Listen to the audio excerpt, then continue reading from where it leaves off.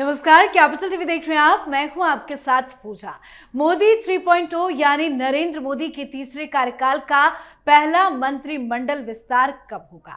ये सवाल इन दिनों सभी के जहन में है। रिपोर्ट्स के मुताबिक सब कुछ तय हो चुका है। कौन मंत्री बनेगा, किसका पत्ता कटेगा, किसका प्रमोशन होगा, किसका केवल विभाग बदला जाएगा, किस फॉर्मूले से सीट पक्की होगी, किस पैटर्न से कुर्सी खिसकेगी, ये सब कुछ तय हो चुका है। और तो और केंद्र कैबिनेट में फेरबदल की अटकलों के बीच प्रधानमंत्री नरेंद्र मोदी ने आज अहम बैठक भी कर डाली है। सेशल्स दौरा पूरा करके एक दिन पहले ही लौटे पीएम मोदी की ये बैठक बेहद अहम मानी जा रही है। ये बैठक सभी केंद्रीय मंत्रालयों और विभागों के सचिवों के साथ हुई है। अब मोदी कैबिनेट फेरबदल की चर्चाओं के बीच में पीएम मोदी की आज की बैठक को कैबिनेट फेरबदल से भी जोड़कर देखा जा रहा है। तो पीएम मोदी की आज की बड़ी बैठक, कैबिनेट फेरबदल की चर्चा, क्या है पीएम मोदी की तैयारी, आज इसी को समझेंगे, इसी पे चर्चा करेंगे। मेरे साथ स्टूडियो में मौजूद हैं कैपिटल टीवी के editor in chief doctor Manish Kumar. Doctor साहब, बहुत बहुत स्वागत है आपका। धन्यवाद। काफी दिनों से चर्चाएं कैबिनेट फेरबदल की चल रही है, लेकिन इसी बीच आज के पीएम मोदी की बैठक आखिर क्यों बुलाई गई और बैठक में क्या कुछ हुआ? देखिए, आज जो बैठक बुलाई गई वो अपने आप में ऐतिहासिक है। ऐतिहासिक इसलिए है क्योंकि प्रधानमंत्री मोदी इज गोइंग फॉर, जिसको कह सकते हैं कि सब कुछ बदल डालूंगा। सरकार, पार्टी का चाल चरित्र, चेहरा, सब कुछ बदला जा रहा है। And there is a purpose. ऐसा नहीं कि अचानक से मन क्या आज बदल देते हैं। नो, भारत को 2047 तक एक विकसित राष्ट्र बनाना है। उसकी तैयारी कैसे हो, यह ढुलमुल रवैये से नहीं चलेगा। इकोनॉमी का परफॉर्मेंस तो है, लेकिन इट इज नॉट सफिशिएंट। 7.8 से भी मन नहीं भर रहा। दुनिया का सबसे फास्टेस्ट मेजर इकोनॉमी है, प्रधानमंत्री को मजा नहीं आ रहा। ही वॉन्ट्स डबल डिजिट, 10% से ऊपर का ग्रोथ कैसे किया जाए, इसलिए वित्त मंत्री को बदलेंगे। रक्षा में बिल्कुल हमें नई नई जानकारी, चीज नई सारी एक्सपीरियंस ऑपरेशन सिंदूर के बाद आया है, उसको भी बिल्कुल बदला जाएगा। Change is the key word. और चेंज कैसा? 25 साल के बाद जो व्यवस्थाएं होंगी, जो सिस्टम होगा, उसकी नींव डालने वाला मीटिंग है। आज जो मीटिंग हुई उसकी भी कुछ डिटेल मैं आपको दूंगा, क्यों मैं इसको इतना बड़ा बता रहा हूं। लेकिन कल 11 बजे कैबिनेट की बैठक बुलाई गई है और उसमें कई सारे मंत्री आखिरी बार उसमें जाएंगे। बहुत लोगों को thank you, bye bye, tata कहा जाएगा। और ये सब किस लिए? ये सब इसलिए क्योंकि पार्टी को भी और सरकार को भी भविष्य की चुनौतियों के लिए तैयार करना है। उन सब चीजों पे आएंगे। लेकिन आपने एक बड़ा सवाल कर दिया, भाई ये बदलाव कब होगा? हाँ, बहुत सारे लोगों के अंदर ये कंफ्यूजन है। सेशन के बाद होगा, सेशन से पहले होगा, क्योंकि पीएम मोदी भी विदेश दौरे को लेकर जा रहे हैं। देखिए, प्रधान वो जो कह रहे हैं कि अभी नहीं होगा, हाँ, सितंबर में होगा, अक्टूबर सितंबर, हाँ, मॉनसून सेशन के बाद होगा ना। प्रधानमंत्री मोदी जो है बिल्कुल रश में है। He wants to change everything. Late हो रहा है, विलंब हो रहा है, समय बर्बाद नहीं करते प्रधानमंत्री। वो अभी 5 देशों की यात्रा करके आए थे, तो आपने देखा कि तुरंत उन्होंने मीटिंग बुलाई, हर मंत्रालय का रिव्यू किया। क्यों किया? इसी चीज के लिए। लेकिन थ्योरी क्या आ रही है उसको भी समझ लीजिए। भाई क्यों नहीं होगा? क्यों नहीं होगा? अभी सितंबर में क्यों होगा? लोग कह रहे हैं कि देखिए, अब 1 तारीख को तो बैठक ही होगी कैबिनेट वगैरह का, लेकिन 2 तारीख को मुर्मू मैडम है ही नहीं। वो जा रही हैं आंध्र प्रदेश।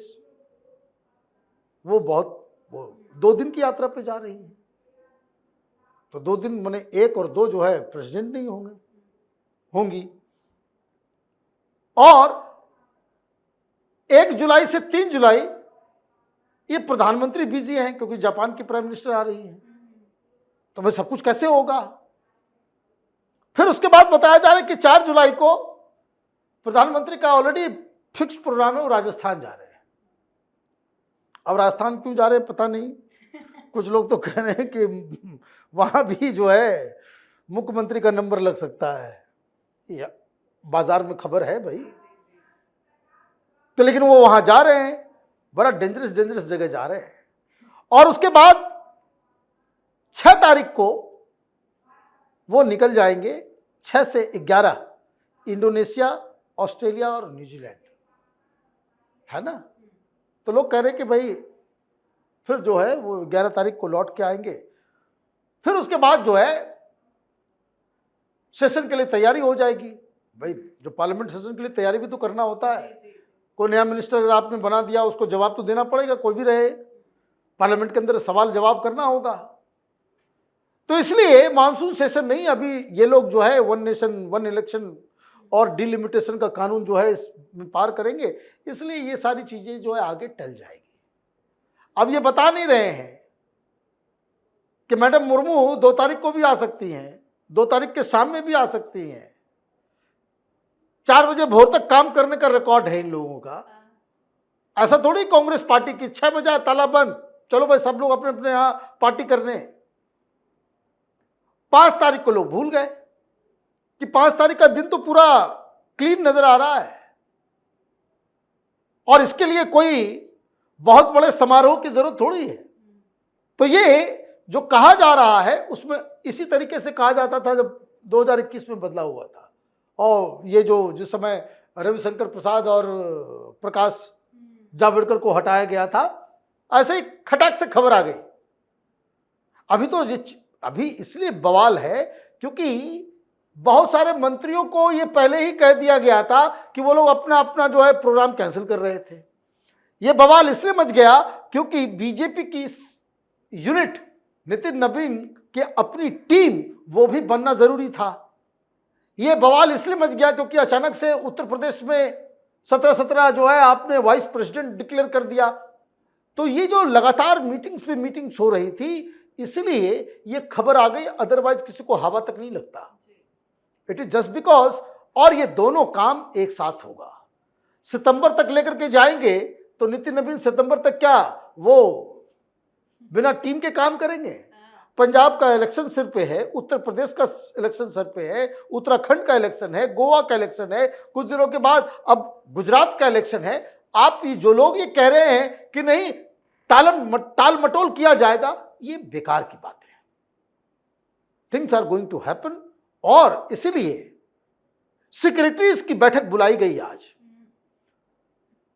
क्या बात है, 2 concept, ease of doing business, मतलब प्रधानमंत्री मोदी ने बिल्कुल प्रॉब्लम को पकड़ लिया है कि हमारे यहां इन्वेस्टमेंट क्यों नहीं आ रहा है। ये बाबुओं के चक्कर में इतना कागज, आप देखिए एक आदमी पजल्ड हो जाता है, पागल हो जाता है इनकम टैक्स रिटर्न भरते भरते। इतना कागज, इतना सिग्नेचर, इतना तमाशा है। इससे बढ़िया तो जो इनकम आ रहा है, जो हम खरीदारी कर रहे हैं, वो सीधा सीधा उसी समय टैक्स काट लो। ये कागज वागज इस सारी चीजों से तो बच जाओगे। तो उन्होंने ईज ऑफ डूइंग बिजनेस, पूरी दुनिया वो घूम करके आ गए। अभी कितने सारे 20 के आसपास देश को वो घूम करके आए, और हर जगह वो इन्वेस्टमेंट मांगते हैं कि भाई आ जाओ। लोग कहते हैं कि भाई प्रधानमंत्री जी आपके यहां हम आने को बिल्कुल तैयार है, सब कुछ रेडी है, लेकिन आपका कानून खराब है, यहां रेड टेपिज्म इतना ज्यादा है। तो ईज ऑफ डूइंग बिजनेस, यह क्रॉस सेक्रेटरीज को प्रेजेंटेशन के लिए बताया गया था कि क्या क्या इनोवेटिव आइडिया किया जा सकता है, ताकि जो बाहर से कोई इन्वेस्टमेंट आता है उसको बिल्कुल 1 घंटे में सारा सिस्टम खत्म, 1 दिन में क्लियरेंस।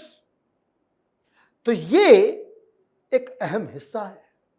और दूसरा, और जो मुझे लगता है कि किसी भी राष्ट्र के लिए, किसी भी देश के लिए, और भारत में तो ये बहुत जरूरी है, ईज ऑफ लिविंग। हर आदमी परेशान है। कई बार मैं इस बात को मैंने कहा, हर आदमी परेशान है। गरीब परेशान है तो अमीर भी उतना ही परेशान है, कहीं ज्यादा परेशान है। मिडिल क्लास, उनकी मानसिक स्थिति तो जानवरों से भी बदतर हो गई। I am sorry to use this word, but this is what it is. हम जिंदगी को जी नहीं रहे हैं, काट रहे हैं। खुशी नहीं है हमारी जिंदगी में। जानवरों की तरह सब काम में लगा हुआ है, ऐसा माहौल इतना चीजें इस तरह से बन गई है कि हम परिवार के लिए भी समय नहीं दे पाते। समाज के लिए तो छोड़ दीजिए, एक्सटेंडेड फैमिली तो छोड़ दीजिए। इस तरह की जिंदगी, ये ईज ऑफ लिविंग, इसके ऊपर भी डिस्कशन हो रहा है। एक तो जिंदगी में जितना ये कार्ड, वो कार्ड, ये इनकम टैक्स, मिडिल क्लास पागल हो गया है, पागल बना दिया है। थैंक गॉड कि सरकार जो है इस ओर सोच रही है और इसीलिए उसमें क्या क्या बदलाव किया जा सकता है, किस तरीके से चीजों, इनोवेटिव आइडियाज को जो है, ये सारी चीजें आज की मीटिंग में तय हुई हैं। और ये जो नए अप्रोच के साथ सरकार जो काम करेगी, ease of living and ease of doing business, और इसीलिए नए मंत्रियों के आने से पहले बाबुओं को लाइन रास्ता पे लाने के लिए ये मीटिंग की गई है। ध्येय क्या है कि अगर यही हमारा सड़ा गला सिस्टम, रेड टेपिज्म, बाबूगिरी अगर चलता रहा तब तो हम नहीं अचीव कर पाएंगे टारगेट को। टारगेट को अचीव करने के लिए बहुत सारी चीजें ईज आउट करनी पड़ेगी। लोग मेंटली और इकोनॉमिकली दोनों तरीके से स्वस्थ होंगे, तभी भारत जो है आत्मनिर्भर बनेगा, तभी आत्मनिर्भर बनेगा।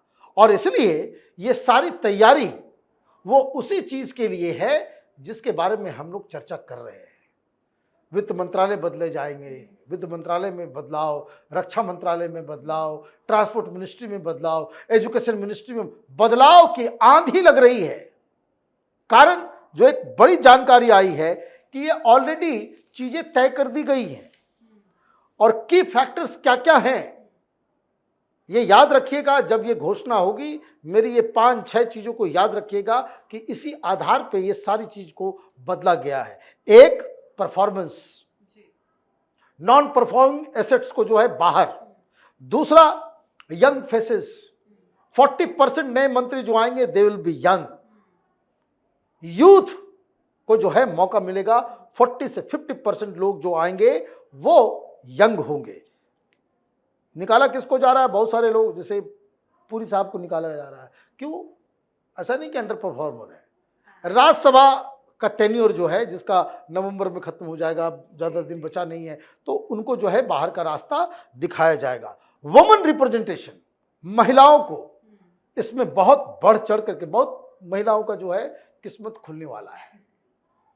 भाई मंत्री सजग हो, पढ़ा लिखा हो तो वो एडेड एडवांटेज होता है। लेकिन जिस तरह से ये सरकार चलती है कि सीधे हर सेक्रेटरी से बातचीत पीएमओ की होती है, तो उसमें ज़्यादा कुछ करने को होता नहीं है। लेकिन फिर भी आप मंत्री हैं कोई, तो ये पॉलिटिकली जो है वो एक मैसेज ज़रूर चला जाता है। प्लस अपकमिंग इलेक्शंस हैं, आप देखिएगा यूपी से बहुत लोगों का नाम जुड़ेगा, पंजाब से जुड़ेगा, चड्डा जी का इसी में जो सो कहते हैं ना, बैतरनी पार कर जाएंगे, लॉटरी लगने वाली है तो वो हो जाएगा। कुछ लोगों का, जैसे बलूनी साहब का नाम चल रहा है, उत्तराखंड में भी चुनाव है तो उनका भी बहुत उन्होंने वो, and he is in a very good book, प्रधानमंत्री बहुत लाइक करते हैं बलूनी साहब को, और इसलिए जो है उनका भी नंबर लग जाएगा। कई सारे नाम पिछले 5 दिनों में मैं बता रहा हूं।